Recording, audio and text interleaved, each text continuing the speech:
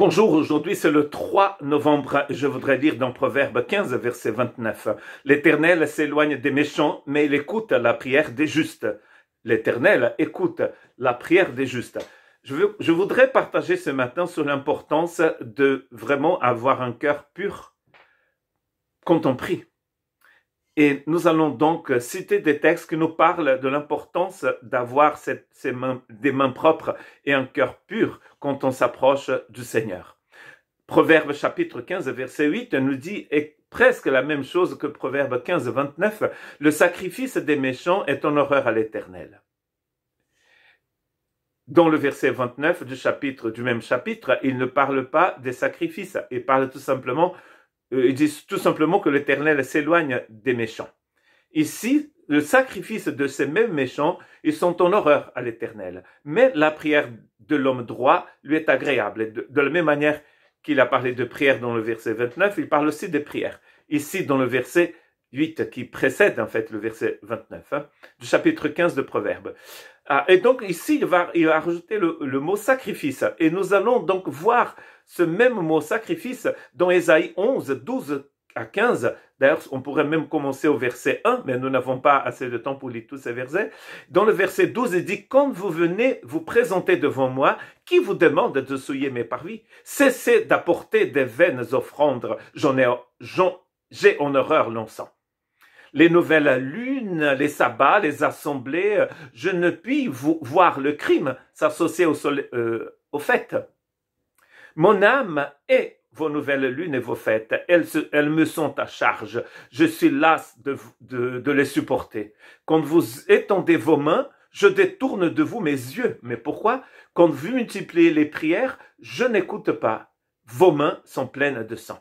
Il vivait dans la violence, il vivait dans une vie qui n'avait rien à voir avec une vie d'injuste, et en même temps, ils continuaient d'apporter leurs sacrifices et leurs prières.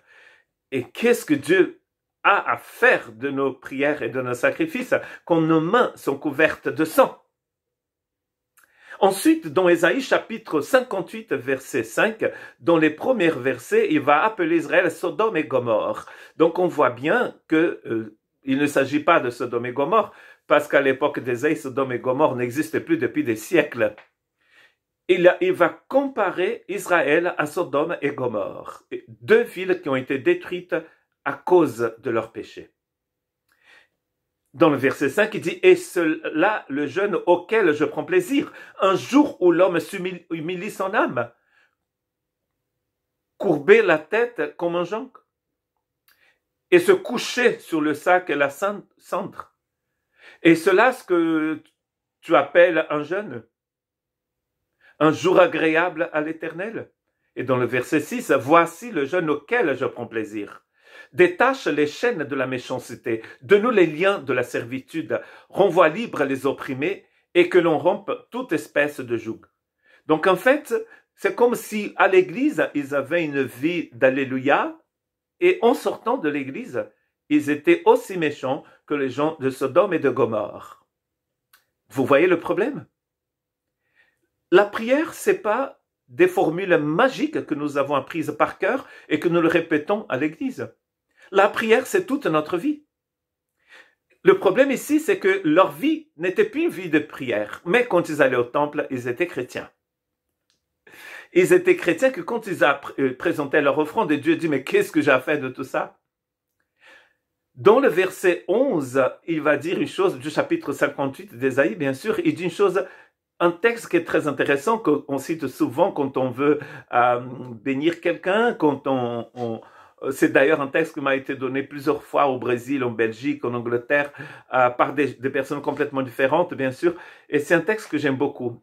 Mais n'oublions pas que ce texte est associé à ce chapitre, à ce texte qui parle des sacrifices qui sont vains pour le Seigneur. L'Éternel sera toujours ton guide. Il rassasiera ton âme dans des lieux arides et redonnera de la vigueur à tes membres. Tu seras comme un jardin arrosé, comme une source dont les eaux ne tarissent pas. Ça c'est la vraie vie de prière. Ça, c'est la vraie vie spirituelle.